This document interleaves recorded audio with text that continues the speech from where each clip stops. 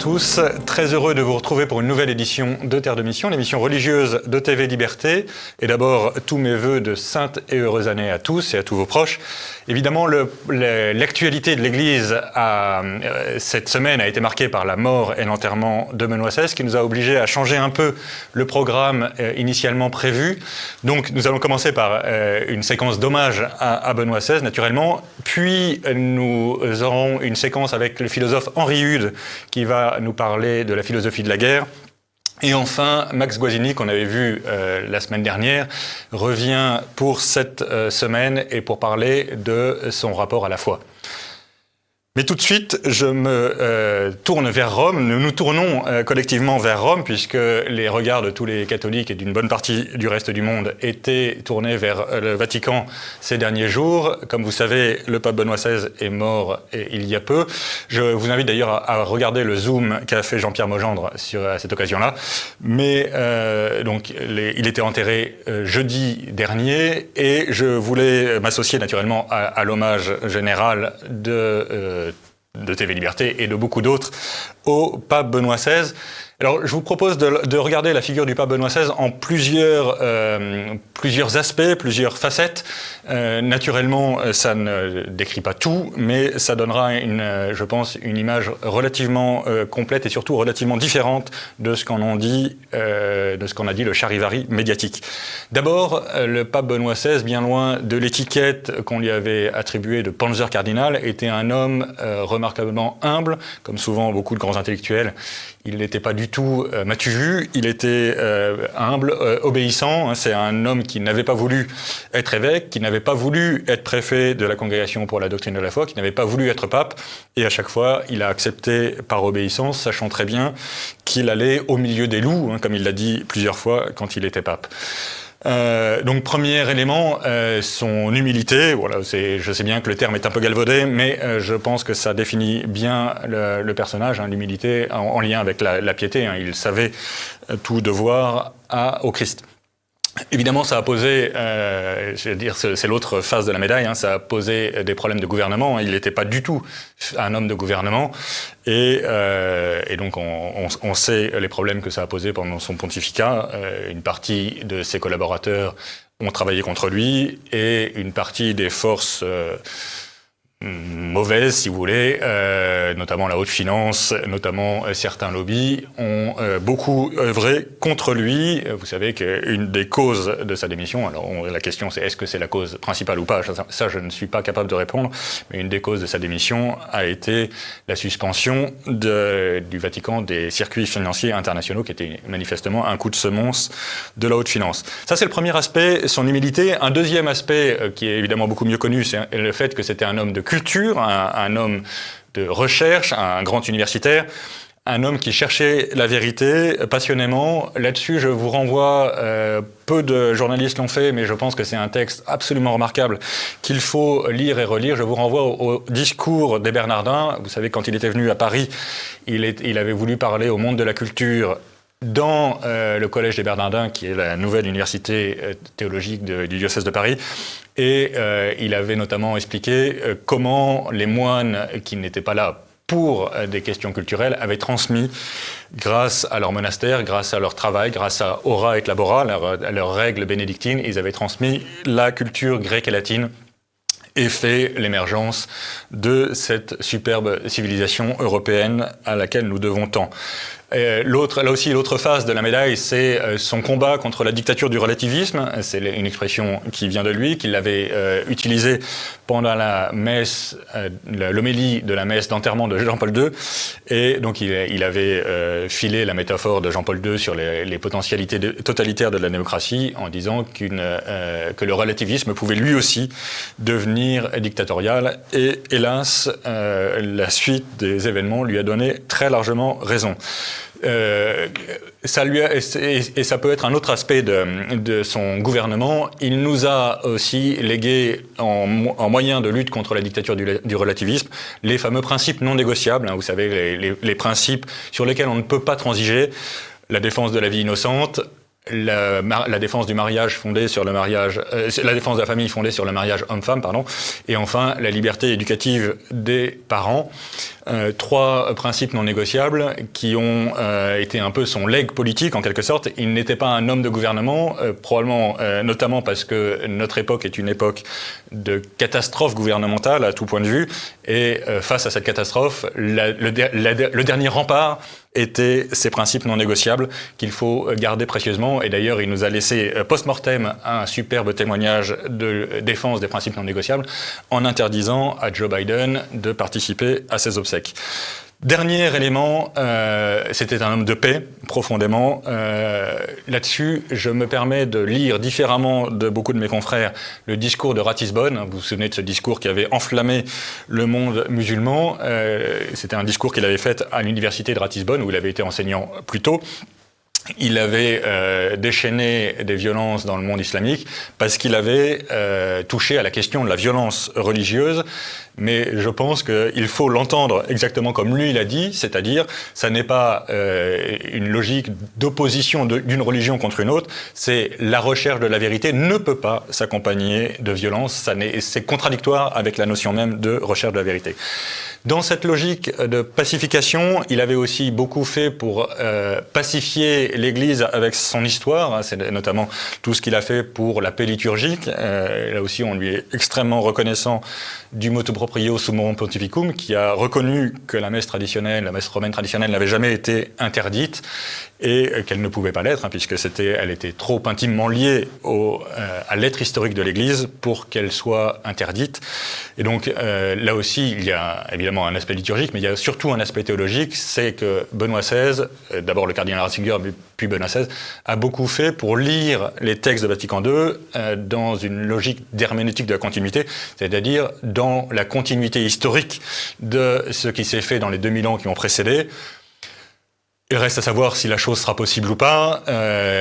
Il est certain en tout cas que l'herméneutique de rupture que beaucoup de ses opposants ont défendue est-elle absolument inacceptable. Elle ne peut pas être acceptée puisque si l'Église a erré pendant 15 siècles, évidemment, elle n'a aucune autorité pour transmettre la vérité aujourd'hui. Donc il est clair que la seule solution pour sauver les textes de Vatican II, c'est l'herméneutique de continuité. Encore une fois, reste à savoir, et ça, c'est simplement le futur, l'avenir qui nous le dira, reste à savoir si la chose sera possible, ça je n'en sais rien à ce stade.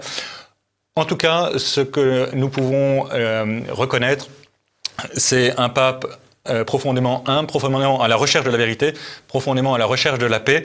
Et tout ça fonctionne ensemble. Ces 3 points fonctionnent très bien ensemble. Et donc évidemment, nous prions pour lui. Nous lui souhaitons de rencontrer le plus vite possible son Créateur et d'être accueilli dans la joie des bienheureux, bien sûr. Et nous prions aussi pour l'Église, qu'il laisse encore très divisée, évidemment, dans une crise terrible qui n'est pas du tout terminée. Et nous prions que l'Église retrouve la paix, d'une part, et retrouve et la paix dans la vérité, c'est-à-dire que, naturellement, Benoît XVI meurt au moment où le synode allemand arrive dans ses derniers moments. Vous savez que le synode allemand va probablement jusqu'à des déclarations hérétiques. On n'est pas encore sûr des déclarations finales. Enfin, beaucoup de cardinaux et archevêques allemands ont été très loin dans l'hétérodoxie. Évidemment, Benoît XVI, le pape allemand, était d'une certaine façon un frein au n'importe quoi. Il est mort, est-ce que le n'importe quoi va se déchaîner ou est-ce qu'au contraire, intercédant pour nous, il va protéger l'Église? La suite nous le dira. En tout cas, je vous invite évidemment, chers amis, à prier pour lui.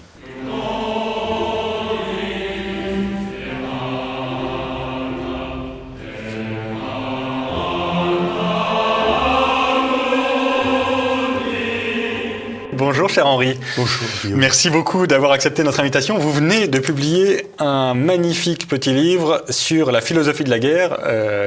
Hélas, l'actualité rend le sujet chaud. Certainement.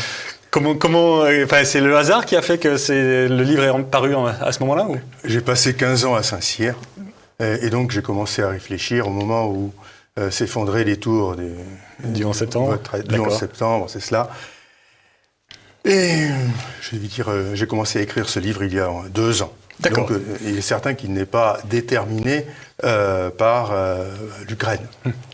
Mais philosophie de la guerre, donc vous êtes philosophe, vous avez enseigné à Saint-Cyr. Déjà, en soi, c'est bizarre, non? Non, je pense que la guerre est est un phénomène universel dans le temps et dans l'espace, qui est extrêmement important pour comprendre l'homme. Qui ne comprend pas l'homme ne comprend pas la guerre, et qui ne comprend pas la guerre ne peut pas comprendre l'homme. Et vous rajoutez, c'est l'exergue de votre début, mais vous rajoutez cette phrase que je trouve tout à fait charmante, et qui ne comprend ni l'un ni l'autre aura la guerre et la perdra, ce que je trouve tout à fait profond. Parce que pour moi, en particulier quand je pense au décalage entre ce qui se passe et le retour du tragique dans l'histoire, et par ailleurs l'espèce d'irénisme, au sens étymologique du mot, de pacifisme un peu délirant de nos élites, on est presque sûr que ça attire la guerre et qu'on ne peut pas la gagner puisqu'on n'est pas armé même intellectuellement en fait. Il y a un paradoxe dans la culture, je dirais, relativiste post-moderne. C'est que, incontestablement, ça veut être une culture de paix. D'abord, l'individu ne veut pas mourir, il n'a pas envie de donner sa vie. Et par ailleurs, la violence se trouve presque criminalisée. Pas seulement la violence, mais tout ce qui, à tort ou à raison, par association d'idées, s'y rattache, la virilité, l'excellence, tout ce qu'on veut. Donc, apparemment, c'est une culture de paix. Mais il se produit un paradoxe, c'est que comme la guerre, malheureusement, a un caractère parfois inévitable, pour arriver à la vendre, si je puis dire, à un public auquel on a injecté la culture relativiste post-moderne, on est forcé de surdiaboliser l'adversaire. La guerre est un mal absolu, donc l'ennemi doit être un mal absolument absolu, encore plus absolu. Animal ou même en dessous de l'animal. Oui, diabolique. Et c'est ainsi que la culture de paix se retourne en culture de guerre totale. Et chose qu'on voit déjà depuis les guerres des totalitarismes, enfin la Deuxième Guerre mondiale a eu une propagande très diabolisante déjà. Je pense que il faut relativiser le relativisme et relativiser aussi les mots du temps dans lequel nous vivons. Clémenceau disait « Il y a 3 moments dans l'existence où l'on ment le plus ». Alors, de mémoire, c'est avant les élections, pendant la guerre et après la chasse. C'est charmant, c'est tout à fait du Clémenceau. Il y a un sujet que je trouve très profond, qui est effleuré, c'est pas le cœur de votre ouvrage, mais que, en particulier, je suis frappé par le fait que on a un magistère de l'Église aujourd'hui qui est très anti-tragique, si je puis dire, je sais pas comment dire ça, mais donc on est contre la peine de mort, on est contre, et donc en particulier on est contre la guerre. Ce qui fait qu'on ne prend pas parti pour les guerres justes, enfin tout ce genre de débat cesse d'être d'actualité. Pourtant, vous en parlez, il y a une éthique de la guerre, il y a une morale, et donc même une morale religieuse de la guerre en quelque sorte. Oui. Bon, que la guerre ne soit pas bien, tout le monde est d'accord. C'est contraire à la charité, c'est contraire à l'amitié que les hommes se doivent les uns aux autres. Bien, ça use de violence et de ruse. Incontestablement, c'est mauvais.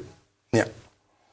Et d'autre part, le pacifisme aussi est mauvais, pacifisme absolu. Oui, j'entends. Parce que si vraiment le recours à la guerre est absolument immoral, c'est vrai pour tout le monde. C'est-à-dire, c'est vrai pour les deux parties, quels qu'ils soient. Absolument. Cela signifie que la résistance, la légitime défense n'existe en aucune façon et qu'il y a une obligation absolue de se laisser éventuellement tyranniser, martyriser, détruire, voire damner par la volonté d'un pervers. Ceci est évidemment inadmissible. Autrement dit, la théorie de la guerre juste n'est qu'un effort strictement indispensable pour que des personnes qui veulent être, je dirais, civilisées, sachent comment faire pour savoir à quel moment il est légitime de recourir à la force. Pour ce qui est de l'encyclique Fratelli Tutti, j'ai lu avec attention le chapitre 8, beaucoup d'attention. J'ai même fait une petite note pour la revue thomiste sur le sujet. Très franchement, il faut comprendre ce que j'appellerais le style ou la rhétorique, le genre littéraire. Le genre littéraire, c'est très important. Donc, dans la production de ce chapitre 8, qui n'est pas le meilleur, à mon humble avis, si je peux me permettre, vous pouvez. Non, mais j'ai beaucoup de respect, moi, pour le souverain pontife, mais cela dit, il y a quand même dans ce chapitre une proposition qui est particulièrement qui est précise et qui revient à justifier la doctrine traditionnelle de la guerre juste. D'autre part, si on remonte à quelques années d'ici, en arrière, 7 ou 8 de mémoire, le pape François avait pris des positions qui étaient justement beaucoup plus, je dirais, bellicistes que ses prédécesseurs, n'est-ce pas? Donc, il faut... Dans quel contexte? C'était dans le contexte de lutte antiterroriste, je crois. D'accord. Voilà. D'accord. Donc, on est d'accord qu'il reste une morale, une légitimité de la guerre juste. C'est plus quelque chose c'est pas quelque chose qui a disparu des radars. Non, je ne vois pas que ça ait disparu jamais. Non, ce qu'il y a de vrai, c'est que aujourd'hui, la guerre est un phénomène qui est complètement dominé par la bombe atomique, par le phénomène nucléaire, par les armes de destruction massive. Voilà. Et il est bien difficile de concevoir une guerre nucléaire totale juste. Qu'est-ce que cela signifie exactement? Ça, c'est bien sûr le problème. Bien sûr. Après, même autour de la dissuasion, on pense justement à la dissuasion pour éviter la destruction totale de l'adversaire et de soi-même. Alors, justement, je pense que la raison, de mon point de vue, après avoir passé quand même 15 ans dans ces lieux, à Couët-Quidan, et aussi avoir visité beaucoup d'armées étrangères, n'est-ce pas? Avoir enseigné, fait des conférences. J'ai passé quand même un semestre aussi à l'US Naval Academy, à Annapolis. Donc, après avoir beaucoup réfléchi sur ces sujets, j'ai perdu le fil de la question. On parlait de l'hypothèse d'une dissuasion juste. Oui. Alors, le sujet de la dissuasion. La raison pour laquelle, je dirais, la culture relativiste est une culture de mort, à mon point de vue, je dirais, de philosophe de la guerre, c'est que elle fausse, elle empêche la dissuasion de fonctionner. Je veux dire par là, tout à fait. Voilà, je veux dire, le dissuadeur postmoderne, en un sens, n'est pas crédible. On n'y croit pas. Soit il ne va pas jusqu'au bout, soit au contraire, il va jusqu'à la destruction totale. Ou alors, voilà, c'est que cette culture, pour être crédible, il faut à la fois avoir un sens à sa vie qui est supérieur à la vie, et d'autre part, avoir une préférence très forte pour la vie. Pour la vie, bien sûr. Ouais. Et il faut être rationnel. Bien sûr. Or, aujourd'hui, on vit dans une culture où la vérité objective disparaît. Et on vit dans la fiction qui vous fait plaisir. Donc ce n'est pas bien, parce que cette irrationalité empêche complètement l'évaluation des rapports de force, la compréhension de l'adversaire, la capacité de négocier raisonnablement. C'est une catastrophe.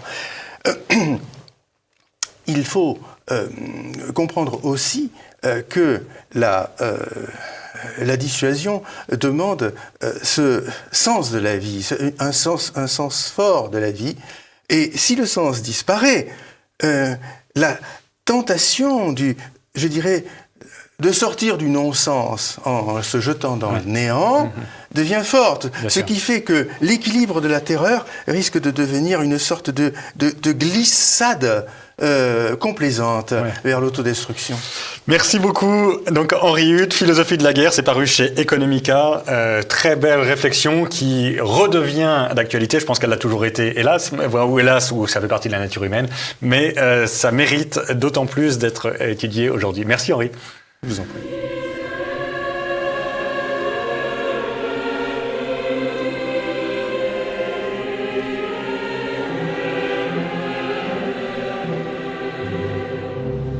Bien, nous revenons sur le plateau de Terre de Mission et j'ai le plaisir d'accueillir de nouveau Max Guazzini. Bonjour Max. Bonjour. Merci beaucoup d'avoir accepté notre nouvelle invitation. Vous étiez là la semaine dernière pour nous présenter, encore une fois dans l'ambiance de l'octave de Noël, Les Chants de Jésus, donc ce superbe CD de la Schola Regina que vous avez produit. Et je voulais qu'on parle un peu de ce qui vous avait amené à produire du chant religieux, si je puis dire, parce que on vous connaît comme patron d'énergie, on vous connaît comme patron du Racing, on vous connaît moins... Du Stade Français. Pardon, mea culpa. Maxima culpa. Donc on vous connaît comme patron de radio, on vous connaît comme patron de club de rugby. Président. On vous connaît moins comme producteur de chants religieux. Et moi, je dois dire que j'ai un souvenir ému parce que ça me ramène à un vieux camarade, Daniel Amiche, qui vous avait reçu il y a peut-être 10 ans maintenant à Radio Courtoisie pour votre premier CD de chant grégorien qui était enregistré, je crois, à Sainte-Jeanne-de-Chantal à l'époque. Et donc moi, je vous ai connu, ne connaissant pas grand-chose à Énergie, je vous ai connu comme producteur de chants religieux, ce qui donne une coloration un peu bizarre à ma connaissance de Max Guazzini. Mais je voulais qu'on parle un peu, pardon, de cette longue introduction, qu'on parle un peu de ce qui vous amène à... j'allais dire la foi de votre enfance, en quelque sorte. Pardon d'être un peu... non, pas du tout. Rentre dedans. Pas du tout, non. Moi, j'ai eu la chance d'être dans une école catholique à Marseille. D'accord. Tout était en latin. C'est vrai?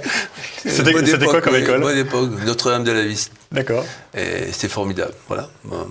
J'étais d'ailleurs cérémoniaire, turiféraire, et on avait de très belles cérémonies, parce que la liturgie, c'est très important, vous savez, dans la pratique religieuse. Et une belle liturgie... Et c'est vrai que dans la messe traditionnelle, il y a une belle liturgie. Bon, il y a aussi de belles liturgies dans les messes qui ne sont pas traditionnelles, attention, ça dépend des églises, voilà. Oui. C'est tout. Et donc, parce que quand vous étiez patron d'énergie, vous n'étiez pas notoirement catho aussi? J'étais président du directoire. Non, mais j'ai toujours été catho de tradition. D'accord. Mais c'est vrai que pendant des années, je n'allais plus à la messe, ok. Et puis un jour, c'était il y a 15 ans, je retournais à la messe. Alors je ne sais pas pourquoi, mais je suis allé à la première messe, c'était à rue Molitor. Il y a une paroisse... avec une église en forme de ballon de rugby d'ailleurs, très dépouillé. J'allais à la messe des jeunes, et puis de là, j'ai appris qu'il y avait une messe de forme extraordinaire à Sainte-Jeanne-de-Chantal. Donc à midi en plus, qui est un bon horaire, parce que ça nous permet de dormir dimanche matin. Voilà. Et donc depuis, je fais même partie de la chorale un petit peu. Je suis pas un grand chanteur, mais bon. Oui, enfin, le CD est quand même une vraie réussite. Donc, je ne sais pas si vous êtes un grand chanteur ou pas, mais au moins, vous avez du goût pour la belle musique. Dans les CD, il y avait des 52 chanteurs professionnels. J'avais compris. Un gros travail. J'avais compris. Mais au moins, vous avez du goût pour la belle musique, ce qui n'est pas toujours universel, hélas, dans l'Église. Et c'est d'ailleurs à Sainte-Jeanne-de-Chantal que j'ai connu Philippe Nikolov, qui est chef de chœur, avec qui on a fait ce CD. Voilà. Ce CD, d'accord. Mais vous savez, la foi... c'est pas toujours linéaire, il y a des moments avec, des moments sans, et c'est toujours la même histoire, la parabole de Marthe et Marie, quoi. Vous savez, dans l'évangile, il y a Marthe qui est très affairée, très occupée, et Marie qui est au pied de Jésus, quoi. Donc, voilà. Disons que moi, j'étais plutôt du côté de Marthe, et pas tellement du côté de Marie, la Marie de la sœur de Marthe, voilà, on entend bien. Voilà, après, de temps en temps, maintenant... j'ai recommencé à regarder vers Marie. Mais bon, de toute façon, on a besoin de Marthe et de Marie. Hein, mais comme je l'ai écrit dans mon autobiographie, je ne suis pas un saint pour autant. Voilà. Ah ben, de toute façon, on le saura au ciel si on est un saint. Donc, pour l'instant, on essaie de faire notre devoir. Je suis lucide. Et d'ailleurs, ce CD est parrainé par l'Ordre de Malte. J'ai oublié de le dire. Et voilà, donc c'est... Pour moi, je suis un peu bénévole, je suis bénévole à l'Ordre de Malte aussi. Bon, voilà. Et donc ça va, c'est-à-dire qu'il y a des royalties qui vont aider à financer les pauvres de l'Ordre de Malte? Déjà, ça a coûté très très cher, cet album, mais très très cher. Disons qu'il y a un appel aux dons à l'intérieur et une promotion pour l'Ordre de Malte à l'intérieur. D'accord, très bien. Donc on donne pour les gens qui achèteraient cet album-là. Voilà. Ok, donc concrètement, ça permet aussi de soutenir des belles œuvres, parce que l'Ordre de Malte, c'est une œuvre de charité qui a maintenant 800 ou 900 ans, donc très belle œuvre aussi. Et là aussi, je trouve que c'est assez beau de lier cette œuvre très traditionnelle, mais toujours très actuelle, avec des chants très actuels et très traditionnels aussi. Voilà, tout à fait. Mais encore une fois, dans cet album, il y a la place pour toutes les musiques. Hein. Il y a du grégorien, il y a de l'Emmanuel, il y a des chants comme l'Anima Christi qu'on a très bien réussi. Ouais, absolument. Il y a l'Ode à Jérusalem, qui est... Vous savez, la foi, c'est un combat aussi. Hein. Ouais, c'est vrai. Moi, je vais à la messe tous les dimanches. Je pense que c'est le moment le plus important de la semaine. Des fois, j'y vais, voilà, je me force à y aller, mais j'y vais, quoi. Ouais. C'est presque une discipline. Et parfois, j'y fais, parfois par identité, parfois par tradition. Ça dépend des périodes, voilà, mais j'y vais, quoi. Et voilà, à Paris, c'est facile à Paris. C'est vrai. En province, c'est plus compliqué parce que quand même, il faut rejoindre une communauté qui existe déjà lorsqu'on est en vacances. Bon, c'est moins évident. Et puis une communauté qui nous porte un peu, parce qu'on a besoin aussi de temps en temps, on n'est pas toujours meneur et on a parfois besoin d'être porté par la prière des voisins, quoi. Exactement, vous avez raison. Mais il y a aussi des messes, il y a une messe traditionnelle à Marseille, à l'église Saint-Charles. Bon, il faut y aller, moi j'ai une maison... Est-ce que vous avez toujours des attaches à Marseille ? Ouais, j'ai une maison dans le sud, effectivement, dans le sud-est, où sont mes origines. Et c'est vrai que Marseille, c'est quand même 25 km, quoi. Il faut se lever très tôt pour y aller, quoi. Donc, je ne suis pas à lève tôt, honnêtement. Voilà. Mais moi, je suis content de faire partie de l'Église catholique, même si je ne suis rien du tout. Mais je fais ce que je peux. Et c'est vrai que faire un album, ça contribue aussi à la diffusion de notre musique, de nos messages. Les gens vont écouter peut-être pour la musique, et puis quand même, dans la musique, il y a aussi des paroles. Absolument. Donc ça sert à ça. Puis la beauté, ça nous attire vers le vrai, vers le bon. Hein, donc on a besoin de beauté. Je pense que c'est une des choses qui, pour moi, était un peu ratée dans la réforme liturgique, c'est qu'on nous a dit la beauté, c'est un peu superflu. La beauté, c'est pas du tout superflu, on en a besoin. Et plus on est pauvre, plus on en a besoin, en fait. La réforme liturgique, bon... peut-être nécessaire, mais ça n'a pas rempli les églises. C'est clair, hélas. Les gens ont besoin de sacré. Oui, absolument. Les gens ont besoin... Et ce qui est incroyable, vous savez, chaque année, il y a un pèlerinage qui fait Paris-Chartres, où sont des jeunes, 15 000 jeunes, qui marchent pendant 3 jours. Et ça, on se dit, bon, il y a de l'espoir, quoi, quand on voit ça. Et j'ai la chance d'aller à l'arrivée du pèlerinage. Et vous savez, bon, j'ai été président du Stade français pendant 18 ans. Et là, il y a une équipe, une partie de l'équipe loisirs de jeunes, là, ils sont tous cathos et c'est formidable. On a fait une journée, on a fait une messe, on a regardé un match de rugby et on a bu des bières. C'est pas beau, ça ? La France. Merci beaucoup, cher Max. Et encore une fois, bravo. Les Chants de Jésus, un superbe CD de la Schola Regina, produit par Max Gazzini. C'est vraiment une très belle réussite. Écoutez-le, achetez-le, diffusez-le, offrez-le. Je pense que c'est une très belle façon de témoigner.